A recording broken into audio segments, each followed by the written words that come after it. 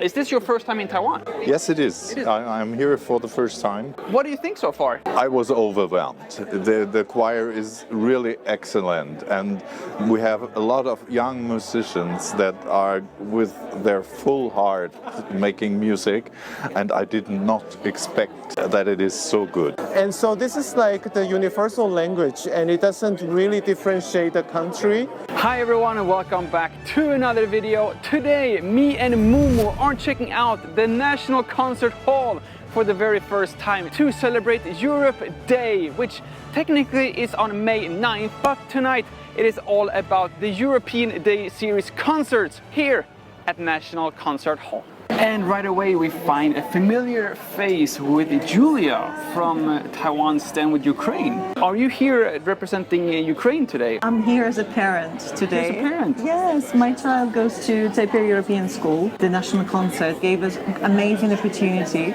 for a Taipei European School Children's Choir perform before the concert. So it's a pre-concert before the concert. If you do not recognize Julia, then you should recognize her from Europe Day or the Europe Festival at the Huashan Creative Park, where you have been previous years. Yes. in the booth with Taiwan Stand With Ukraine. Yes. Are you excited for this year's Europe Festival? I'm super excited because we're coming to Europe Days again. We've been giving another booth. If you would like to try some cultural activities, you want to learn more about Ukraine, please come to our booth and you won't get disappointed.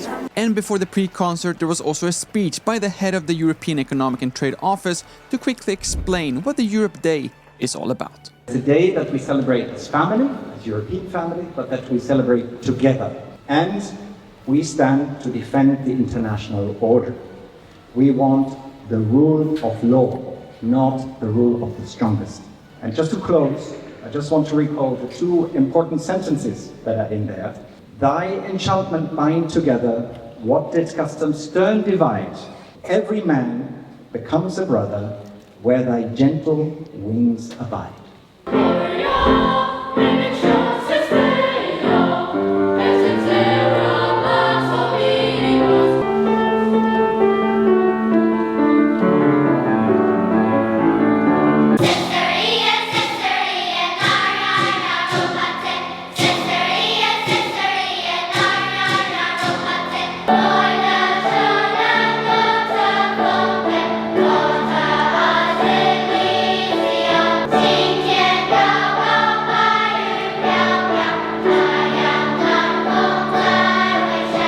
Okay, so now we're done with the first concert or the first half of this concert evening here. Unfortunately, I cannot record the actual concert, but I do also think that this is one of these experiences that you should experience for yourself. We're gonna jump straight to the VIP lounge area afterwards, where I have gotten some exclusive access and exclusive interviews with the conductor, pianist, and one very exclusive interview with one of the European members of the National Symphony Orchestra.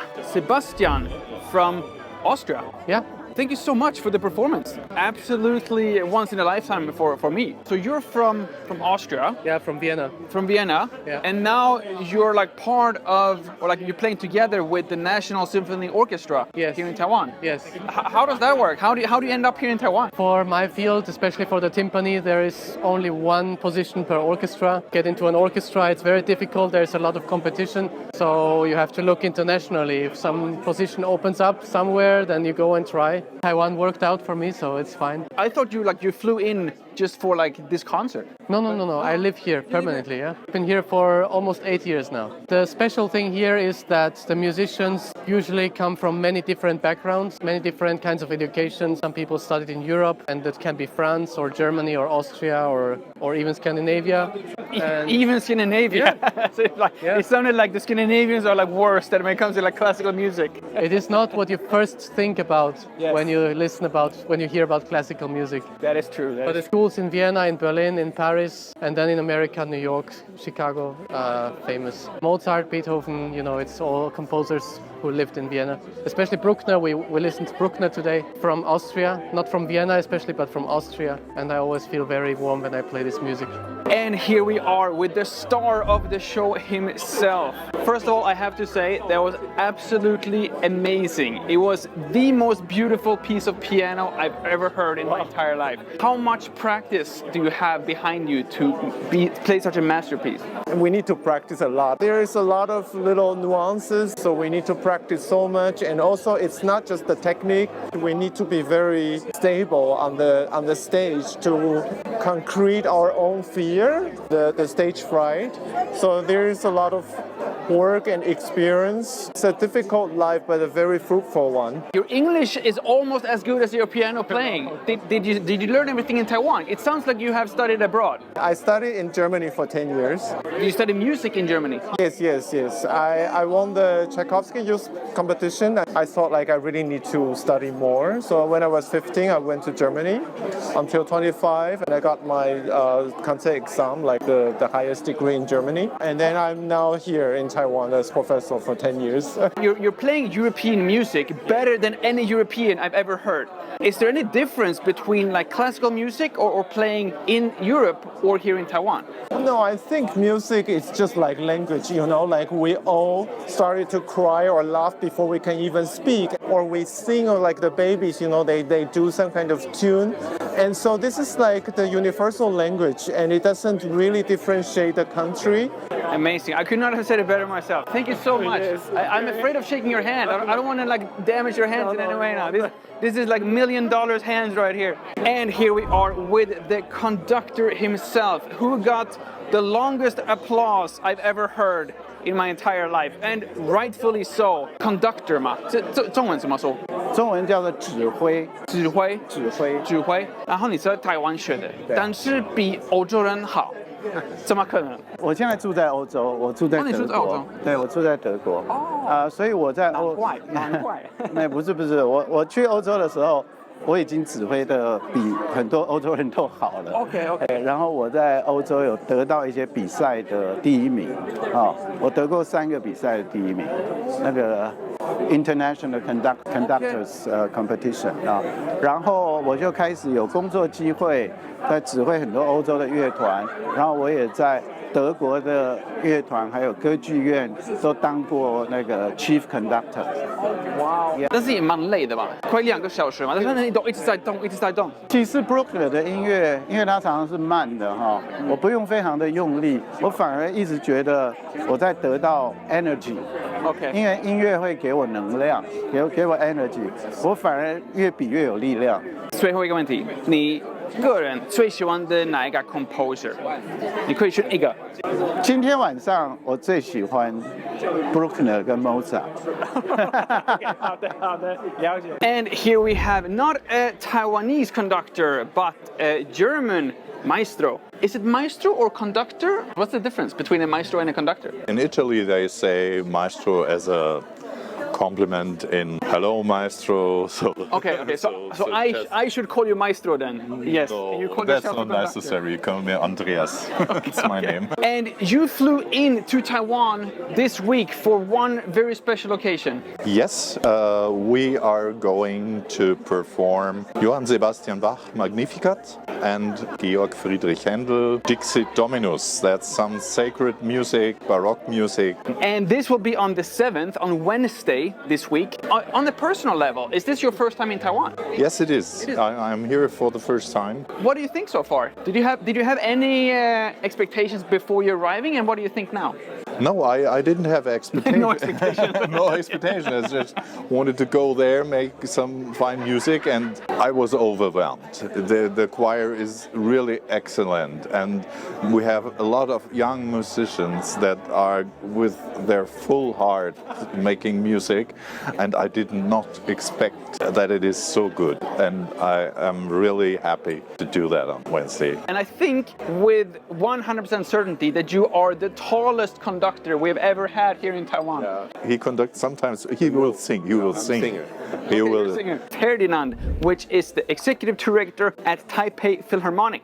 个人比较喜欢台湾的音乐，或是欧洲的那个 classical music。我都喜欢，因为台湾的音乐有台湾的特色，对。可是欧洲的古典音乐有非常强烈的这种古典时期跟浪漫时期，反正也是不同的风格。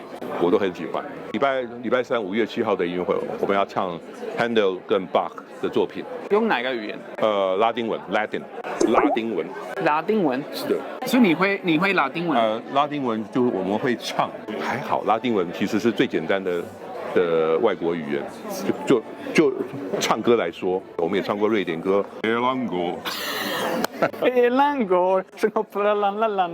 好，礼拜三。How do you say it like in the conductor's ear? Like break a leg? Or is that just for like theater plays? Two. Two. It's like spitting over the shoulder. Like. Is that a German thing or is that? I don't know. Two, break a leg. And hopefully you will come here and see this maestro in person on Wednesday. And here we are with the head of the European Trade Office, Mr. Güllner. Thank you so much for.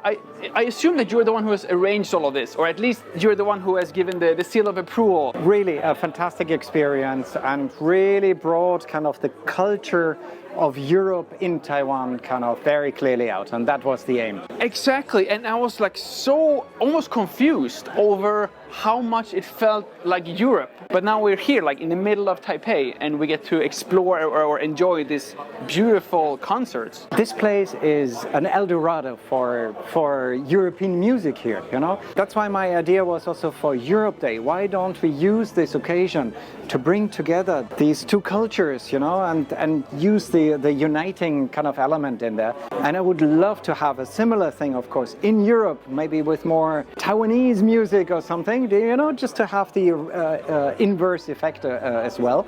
But I think the way it played out was really, really nice. The pianist and the conductor have both been living in Europe, in Germany actually. They are the bridge builders, you know. Maybe there are a few people now who think about Europe and come via culture. That's the whole idea. I do also think that some people might watch this and be a little bit sad that they missed this amazing event, but you still have a chance on Wednesday, the 7th of May, this week.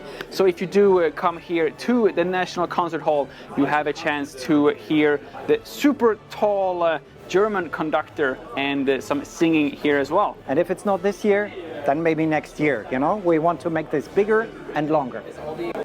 Thank you all so much for watching. My name is Lukas. Starts with L as in like, ends with S, and subscribe. Please do both, and see you all in the next one.